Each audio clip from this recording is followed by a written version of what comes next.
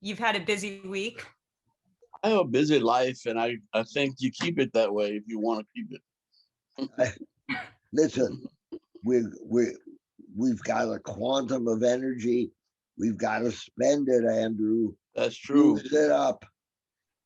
It'll go to waste.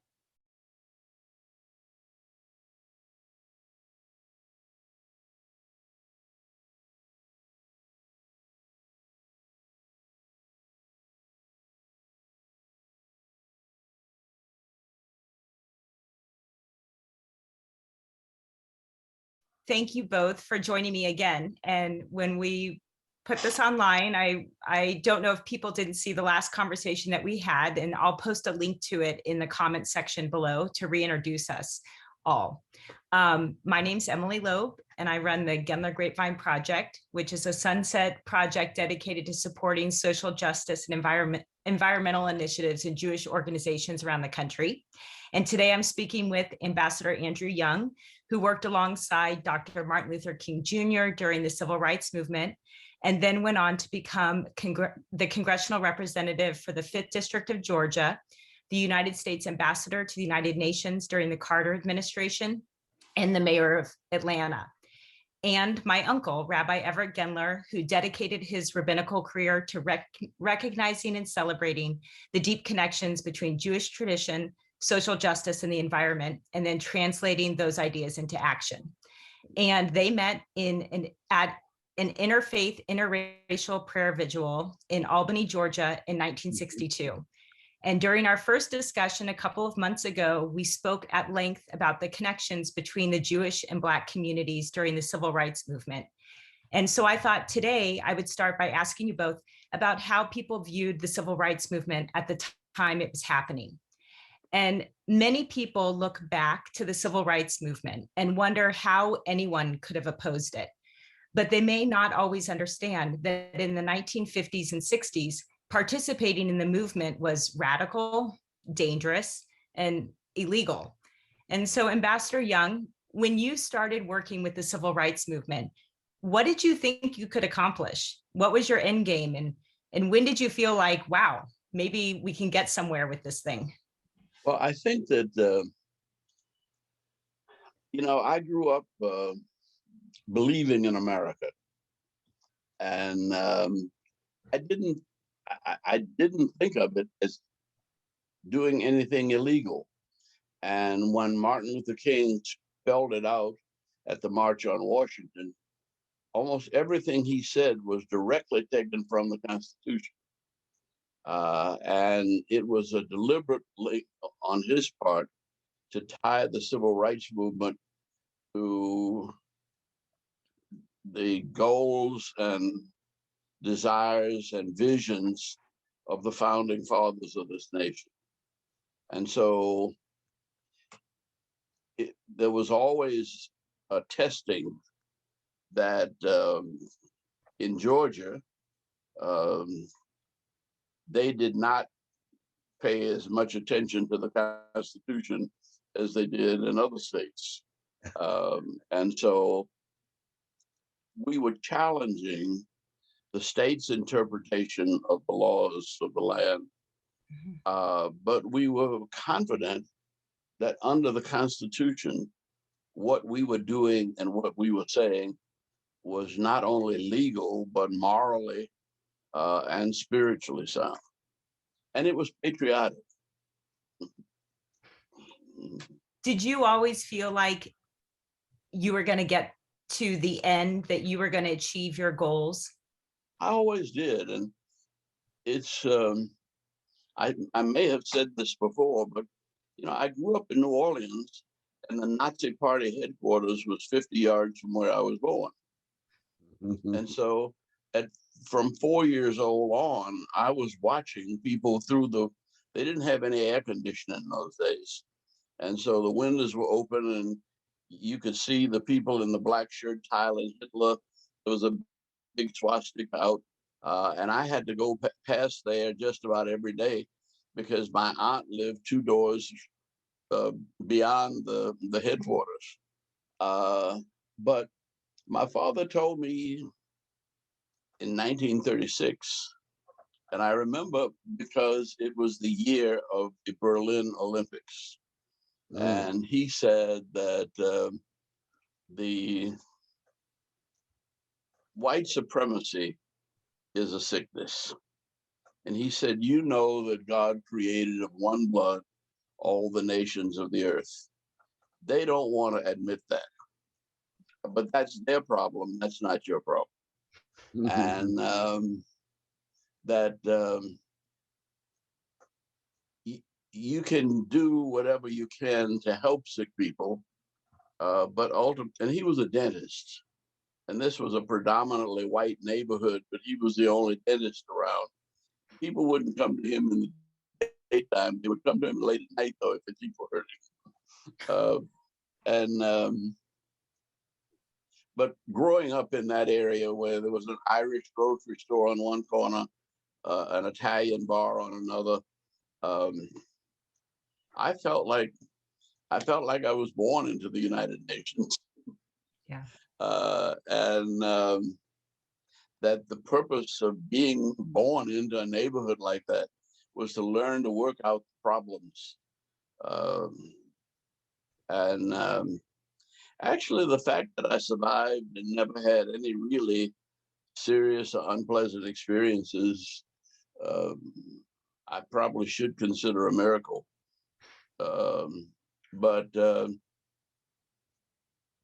my father's mantra was, don't get mad, get smart. He said, don't ever lose your temper with somebody that you disagree with. And that when you get angry, the blood stops running to your brain and it runs to your fist and your feet, and you'll do something stupid. He was 5'4". And he said, you're never going to be more than 5, 6, or 8. So you won't be beating up anybody. So your only hope is to try to outthink anybody, and you can't do that if you let yourself get angry. So that was almost an unforgivable sin in my house. Lose your temper, and you don't get mad, you get smart. Sound advice. Mm-hmm. So, Uncle Everett, now, of course, rabbis such as Rabbi Heschel, who were involved in the civil rights movement, are revered for their work. But there weren't that many rabbis involved during the civil rights movement. So how did the broader Jewish community view your early engagement? Was it controversial? And did it strain your relationships within the traditional Jewish community? It's a good question, but I do need to add one comment to Andrew's wonderful, revealing reminiscences of his childhood in New Orleans. And when he said, I grew up believing in America, I have to say, I had the same blessed experience. I was a Jewish kid in a small Iowa farm town, and there were maybe 3 other Jewish families. There may have been 1 or 2 kids who would taunt me about being Jewish, but for the most part, I was accepted, and I had childhood friends. I had the surrounding cornfields. My father did not finish 2nd grade, and my mother went to a vocational high school. I ended up at University of Chicago Jewish Theological Seminary, eventually served almost 20 years at Phillips Academy in Andover. So my own personal experience, like Andrew's, was indeed America was a land of promise that delivered on its promises and made a place for effort that would be rewarded. And that positive tone in the movement was very crucial. I'm sure we'll come back to that. As for the general Jewish community, I had a little bit of myopia. My focus actually was on my immediate community in Princeton. And I may have mentioned last time, when my opening Friday night service found me jailed in Albany, Georgia. Thank you, Andrew. um, most of the congregation actually was respectful and very supportive. There was one one member of the John Birch Society who resigned from the congregation. And he resigned because he regarded Martin Luther King Jr. as a communist agent. So I figured I wouldn't deal with that. And maybe a sympathizer would join the congregation and make up for his departure.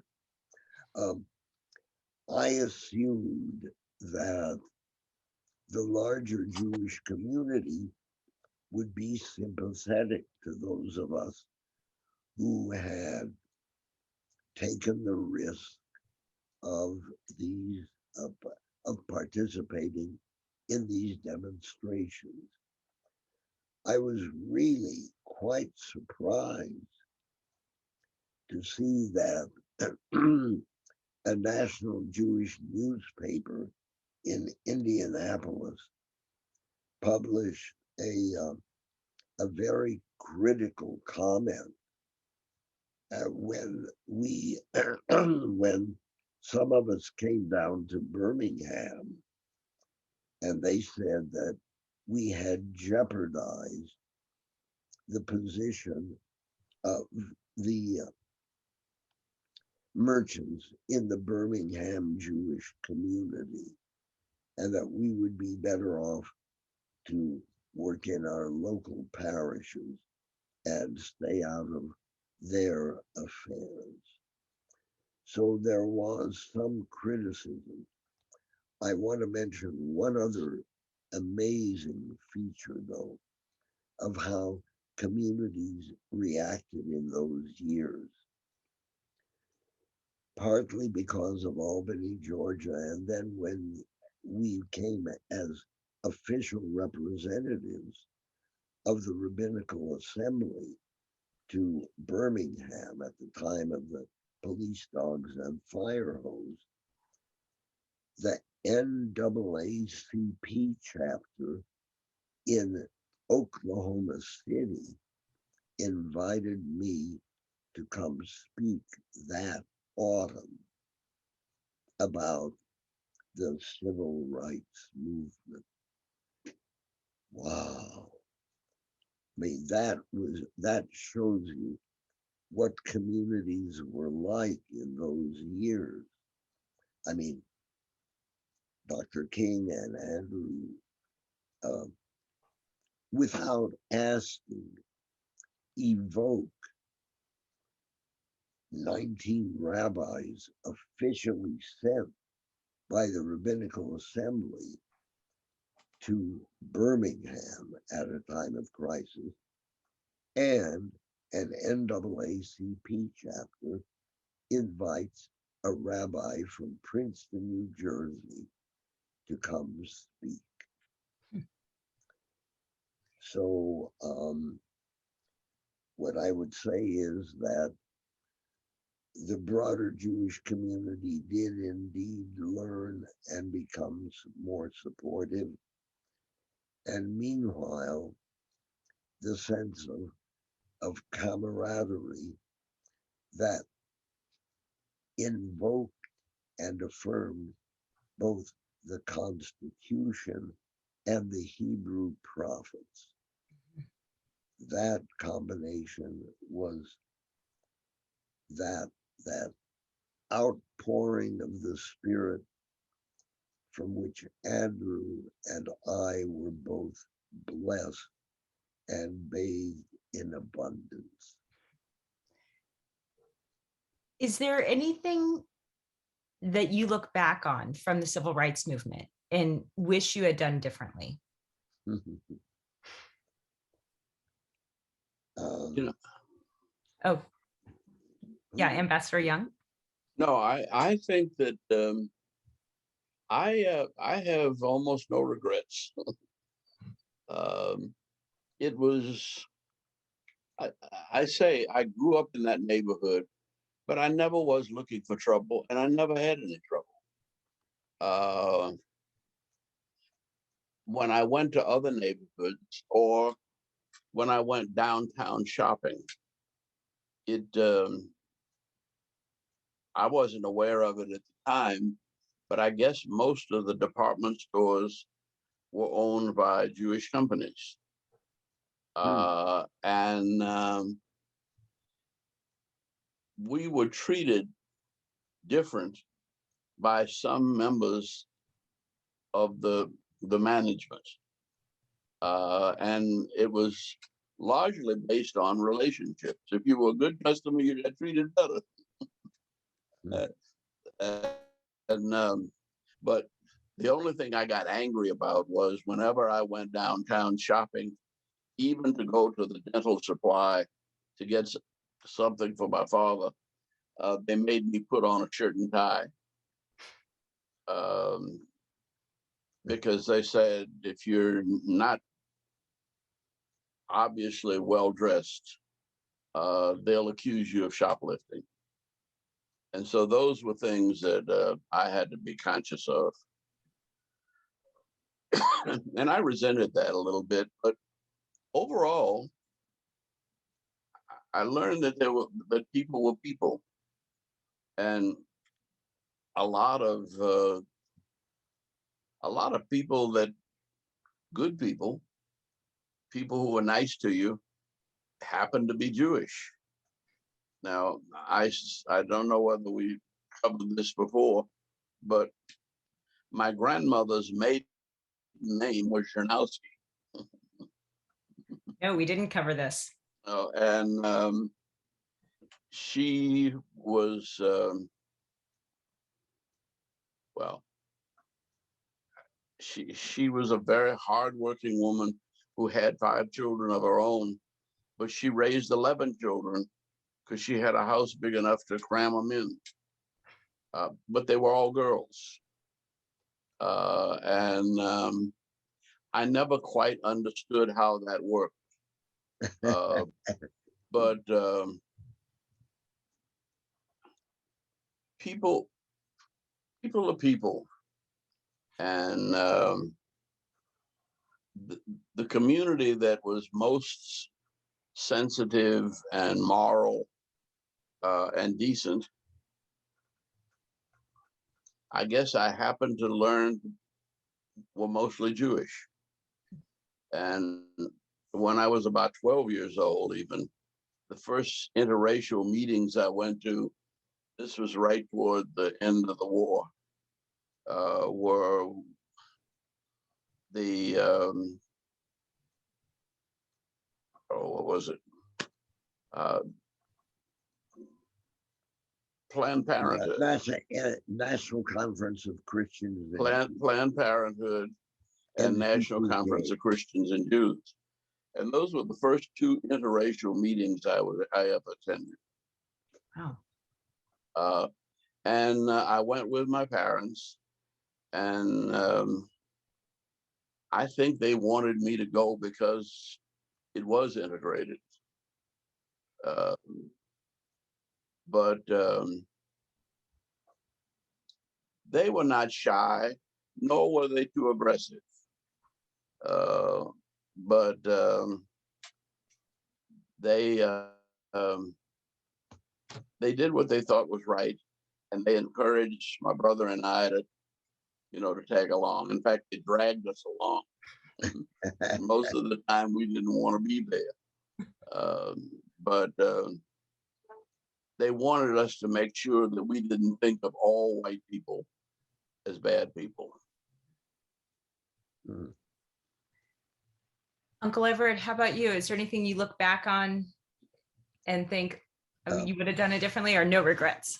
Yeah, actually, a couple of regrets, and they may have been inevitable. I do wish I had made more effort to contact and be directly in communication with the Jewish communities in the towns where we were demonstrating. There was lack of time, and probably there would have been an inevitable inability to reach consensus. I think the Jewish communities would have felt compromised by our presence and by our alignment with what I would call the Hebrew prophets relating to the Black community. But I wish I had made more effort. My second deep regret is that I didn't follow up personally with the people I met, like Andrew, in the movement.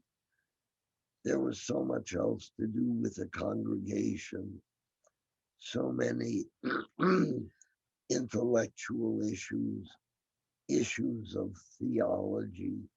I needed to spend time studying texts, working in the library, thinking about issues so that I could offer my congregants a perspective that had some depth and grounding. But that meant that I've had more personal contact with Andrew through the interviews with you than we had during all the time together during the turbulence. And that I profoundly regret, because the humanizing of Andrew is a very great gift to those blessed years. So those are my two prevailing regrets.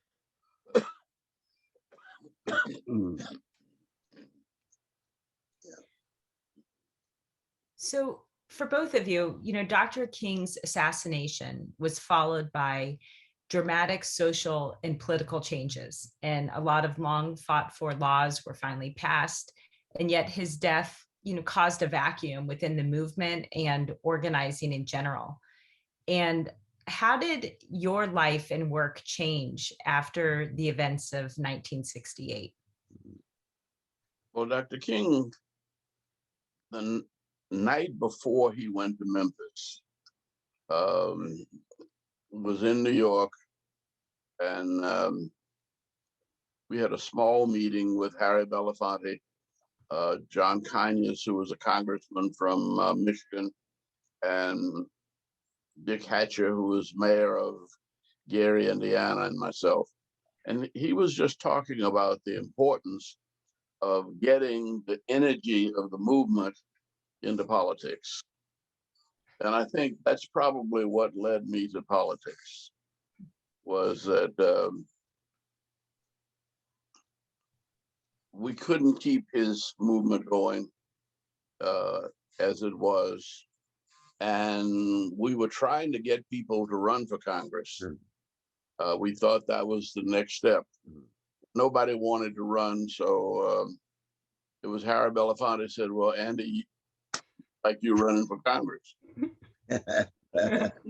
and that's how I made the switch over into politics. But it really wasn't. I was doing the same sort of thing, but with a different format. And I really enjoyed the Congress. I enjoyed the people I worked with. I learned a lot, and it was, well, it led me.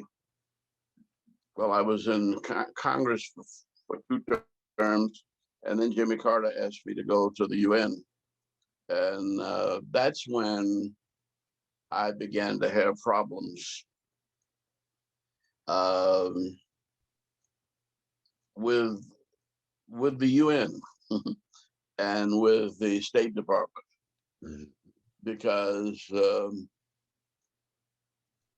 I insisted on meeting with people as I had met with them all my life. And I made no distinctions about who we were talking to in trying to solve problems. And actually, I was asked by first by Shimon Peres, who came to Harry Belafonte's home for dinner, and we spent almost 4 hours sitting around the table talking about how to deal with the Palestinian question and what could I do to help. Well, I really didn't want to get involved in that because that was mostly for the State Department, Washington. But then Moshe Dayan invited me to lunch the next week or so, and he had the same questions. We had had very good luck. Well, it was most not just luck, but we had done very well with Southern Africa, with Panama Canal. This was right after Camp David, and there was a great deal of hope that more could be done. And just didn't. I felt that I was not in the position to do it in New York, simply because of my status in the pecking order at the at the State Department.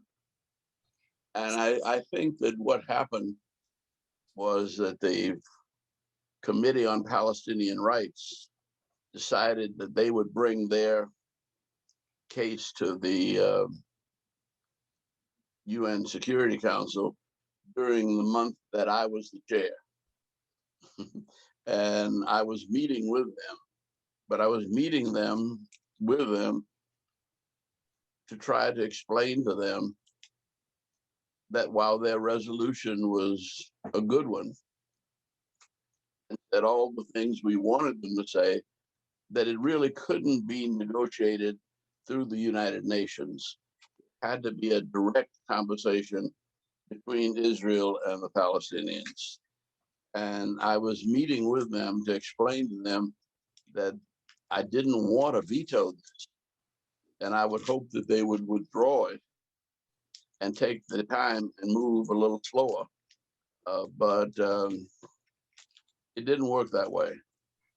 And New York was pretty tense. A large community of Hasidic Jews had moved into Brooklyn, and there'd been some incidents over there.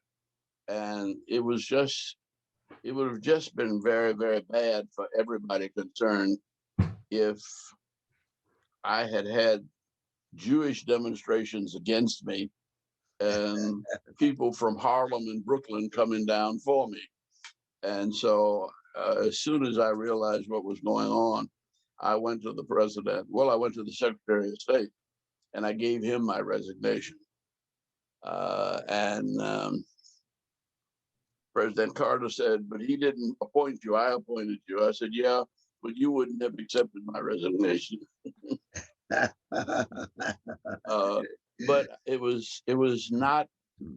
It was a resignation to get out of that particular problem and to avoid any more conflict. And it worked out. I came back to Atlanta, and I found myself running for mayor. And And then you could work on. my major opponent happened to be Jewish. But in Atlanta, I had the kind of relationship with the Jewish community and with everybody that it didn't get to be a problem. And we ended up very good friends. In fact, in Atlanta, and I think it started with Rabbi Rothschild Oh, yeah. at the temple when the temple was bombed back in the very early 60s. And he was one who stood up for recognizing Martin Luther King receiving the Nobel Prize and agreed to be one of the co-sponsors dinner that would be put on by Coca-Cola and the mayor and the synagogue temple. And so it had been those kinds of good relationships that kind of, well, that has stayed.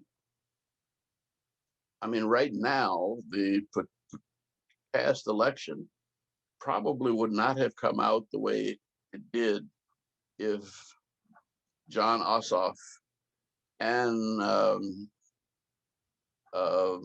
Warnock had not both been running.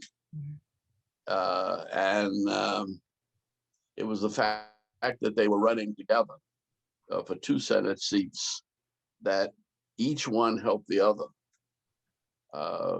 And Atlanta is a good place like that. And I hope we can continue maintaining that kind of cooperation because we're in agreement on those things. And John Lewis, when before he was in politics even, he formed a Black Jewish coalition in the middle 60s, right about at the time of Dr. King's death. And that group is still meeting to this day from the early 70s right on through to the present. Wow. Uncle Everett, how did your life and work change, after 1968? Well, it changed significantly, but for additional reasons. Already before Dr. King's assassination, we had decided to take a sabbatical and spend a year in Latin America. We were going down to the study center in Cuernavaca of Ivan Ilyich. You probably knew him, Andrew. I did. In fact, I went down there right after Dr. King's death. It's very interesting, yeah. So we spent a year in Cuernavaca. I spent a couple of months that year in Cuba also, a whole other question. But meanwhile, Emily, your Aunt Mary and I were reconfiguring our marriage responsibilities. We had 2 wonderful daughters, Tamar and Naomi, and Mary, my wife, basically said, Everett, I'd like to introduce you to your daughters, because she would say, I was daytime working with the congregation, and evenings I would be with the War Resisters League and Andrew Young and this and that, and that's saving the world. And anyway, Mary needed some time for herself and to develop her considerable talents. And I assumed more responsibilities for our daughters. And so when we came back to the US after that year, we looked for possibilities that would see me less involved in the large public sphere. It was almost the reverse of Andrew's shift to mayorality, and but that was a wonderful contribution. So as things worked out, I ended up serving half-time a wonderful small experimental temple in Lowell, and 6/10 time teaching and participating in the ecumenical chaplaincy at Phillips Academy. And that meant that I was no longer able to participate in large demonstrations. I mean, there were plenty of issues, and maybe a local issue such as nuclear power at Seabrook I could be involved in. But what it meant was, instead of commuting to meetings of the War Resisters League or whatever, I was doing some home responsibilities, and I am grateful for that. But it also meant that I uh, I was not able to be involved in struggling to maintain that amazing and wonderful and naturally appropriate alignment that brought us together at such a deep level. So some of this I know for Uncle Everett, because I know he's continued work with, Gene Sharp and taking some of the civil rights to Tibet, civil rights strategies to Tibet. But I'm curious, how have you applied what you both learned during the civil rights movement to your work after your work as a civil rights activist? Well, it all worked out together for me. That I still don't see much difference between what I did as a mayor or as a congressman or at the UN and what I did. One, I did have a vote, and I did have a voice that people would listen to a little more often. But it raised the level of discussion to a discussion of what is peace and what is justice in America in the 21st century. And those are things that are not they're not simple answers in today's world. And we see every so often that whole society can get off track and be disrupted by some local politics or some national politics or like the coronavirus. I mean that's a global plague that has it's dislocated the American people as much as anything since the Second World War.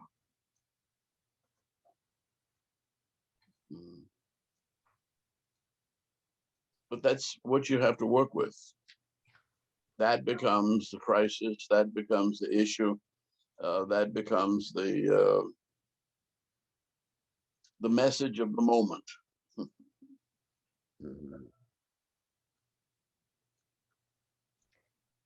Uncle Everett, how about you? Well, I was it profoundly affected my later involvements, even if they were not so much organizational or institutional. First of all, what what overwhelmed me through participation in the movement with Dr. King, and I have to say, um, with Ralph Abernathy, whom I loved, and with Andrew Young, who brought to it the same in broad, inclusive, calm spirit that is reflected in his comments here. What overwhelmed me was the positive spirit in which we operated. And I would say that from participation in the movement with Dr. King, I felt the affirmation of America and its promise was increased.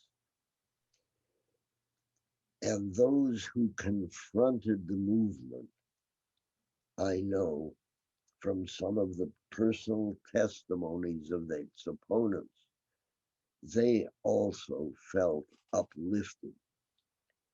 We suddenly felt better about ourselves than we had, and we felt that we were actually truly, as the psalm said, little lower than the angels. You know, there is that gorgeous psalm in which the divine is addressed, you know, with your rulership of the entire universe, what possible attention can you give to human beings? What are we? We're nothing. And yet you have made us little lower than the angels.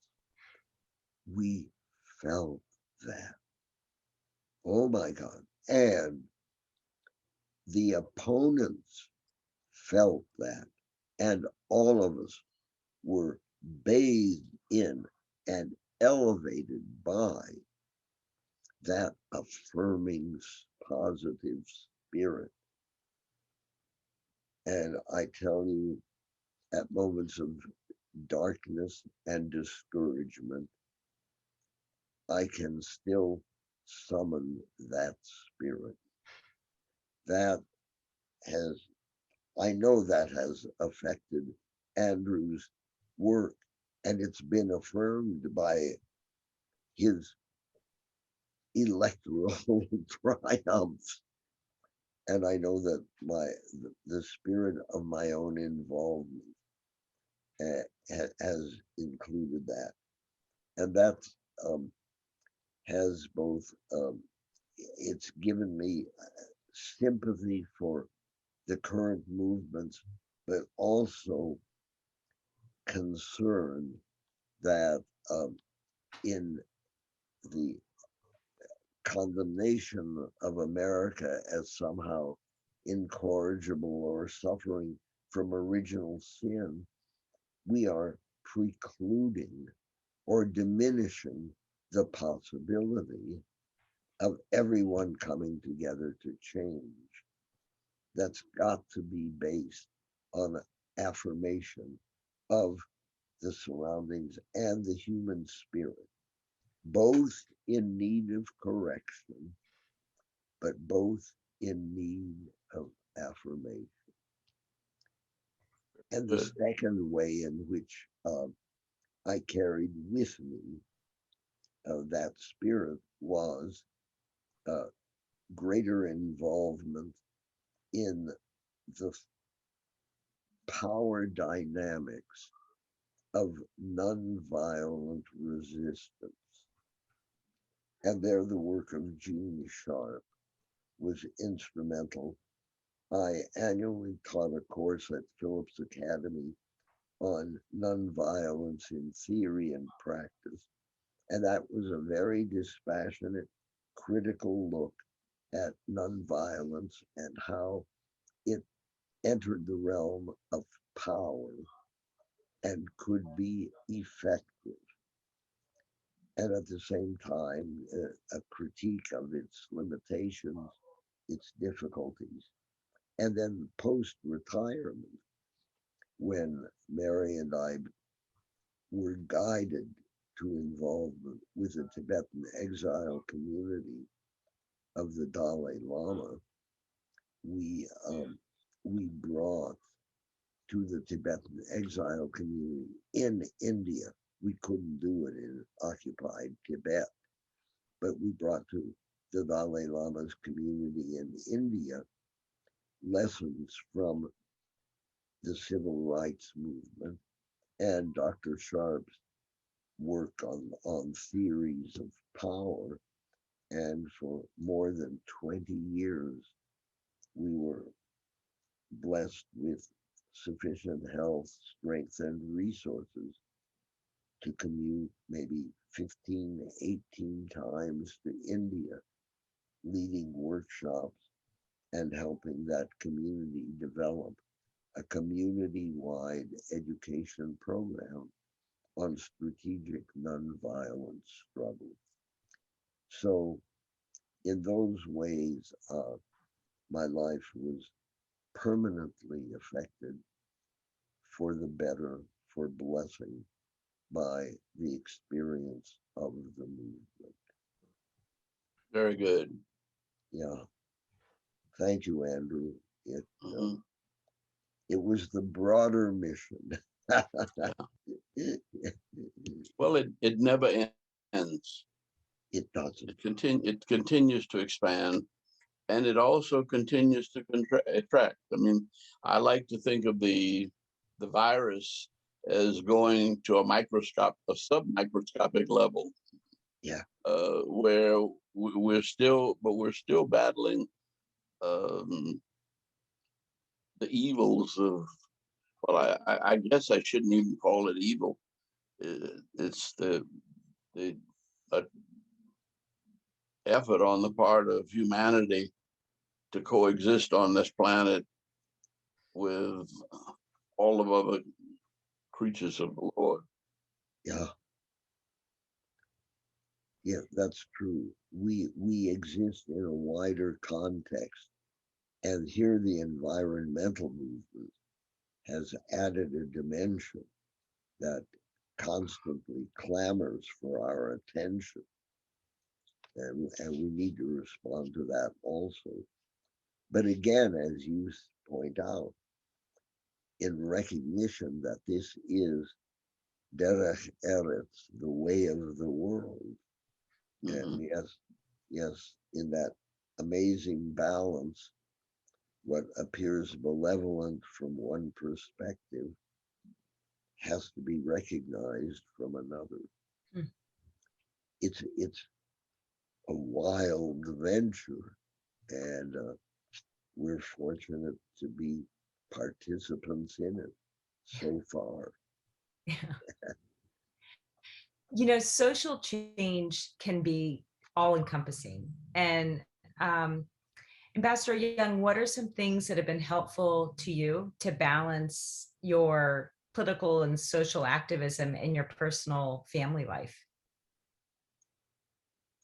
You know, it's probably more difficult now than ever before because I've got 9 grandchildren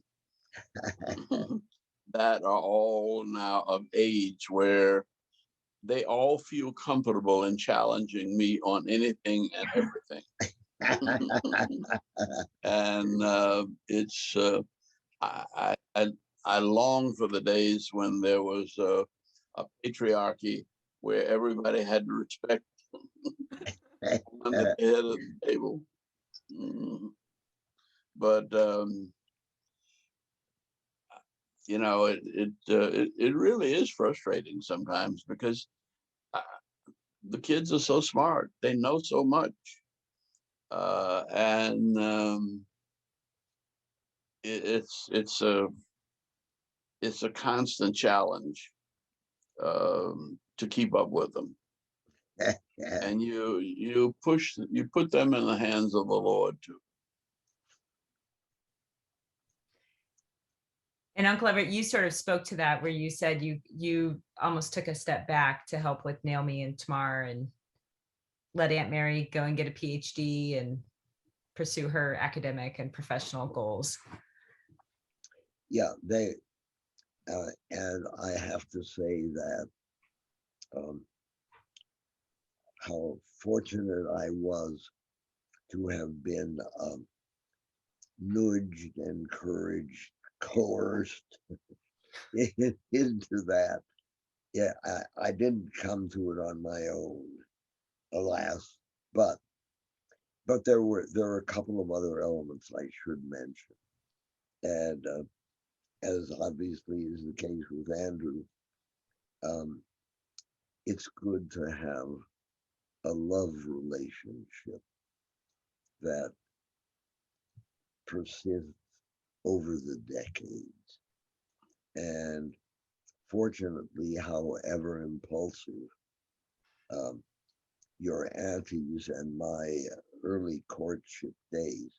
By the way, Andrew, I should tell you, I often refer to Dr. King as our shadchan, our marriage arranger, because on my way back to Princeton from speaking to the NAACP in Oklahoma City, I gave a talk in Kansas City, and one of the people in attendance was a young woman named Emily Loeb, whom I met afterwards at tea. And we've been married now for 57 years. Very good. Yeah, so that was certainly a major personal benefit from the movement. But I wanted to say that family has been a sustaining element. But I should also mention that for many decades, I felt that I needed to expand my appreciation of the Genesis creation myth with actually helping food grow. So decades of organic gardening have also been a sustaining force. Now with an increasingly aging and recalcitrant body, it's a little more difficult. But that, and I finally should add passionate listening to the classical music repertoire, particularly chamber music and such glorious ensembles as the Boston Symphony.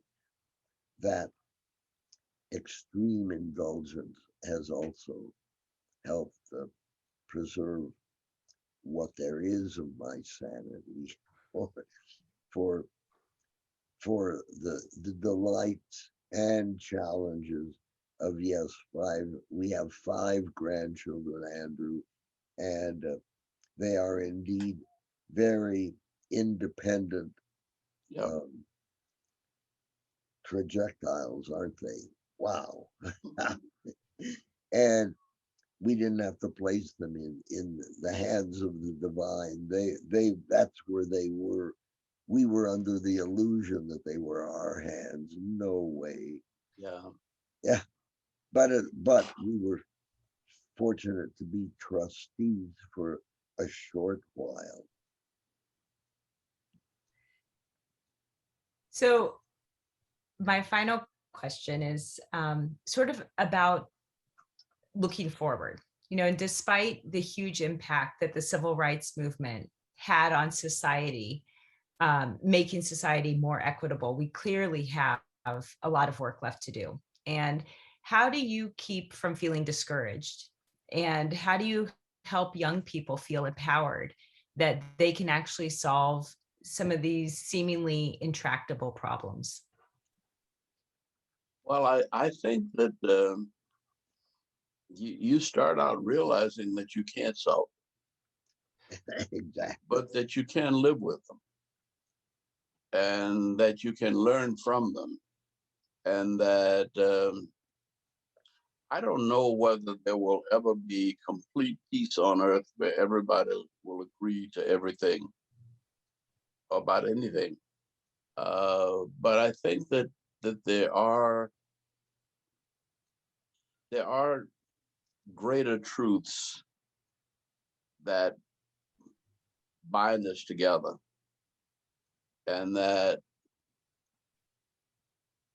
whether it be the truths that we are looking at in outer space or the things that we're looking at through the electron microscopes in the viruses, um, it's an amazing planet, and it is orderly, it is meaningful, and it is so much greater than our understanding that I'm just pleased that I can hang on. Uh, it is a wonderful ride, Yeah. and I'm not thinking about getting off yet. That's good to hear. Yeah. Yeah. So, Yeah. oh yeah, go ahead, Uncle Everett. Yes. I along with Andrew, um, I would help young people know that solution is an illusion. We thought we could solve them in the early 60s, and wow, we couldn't. I'll remember And that. Solution is an illusion. that was a I'll keep that. painful lesson. Oh, oh, so discouraging. But I would say he and I share what I would call Genesis realism. And I'll tell you what Genesis realism is. In the divine image, the human was created. B'Tselem Elohim bara otam. The divine created us in that divine image of increasing awareness and choice. And at the same time, 2 chapters later, remember, at every opening, I'll call you later. Okay. at every opening, sin lurks, lies in wait. The mishap, the misdeed, the intention gone astray. The Hebrew term shatat there is practically an archery term. At every opportunity, there is also fallibility, the missing of the mark. And so the challenges and the problems will continue. But Andrew said it perfectly. We can't solve them, but we can learn to live with them. And if we aim correctly, live with them with greater ease and mutual satisfaction. And the if they're skeptical that they can accomplish anything at all, I simply point to Andrew Young, about whom the first time I went down to Atlanta, I knew he was in jail. And 10 years later, I come to Atlanta, and in the same corridor, greeting me at the airport, welcome to Atlanta, Mayor Andrew J. Young. And I say, you can tell me that we haven't solved the problem. I'll agree. you tell me we've made no progress. I say, you're out of your mind. Take a look.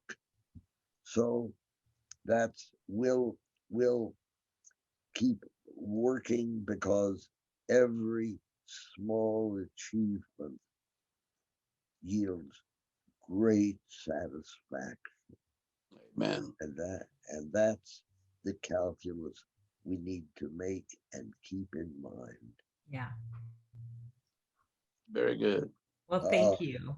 Andrew, what a joy to be with you. And Emily, thank you for helping me make up for one of those regrets that we didn't have more personal time in those old days. Well, you're welcome.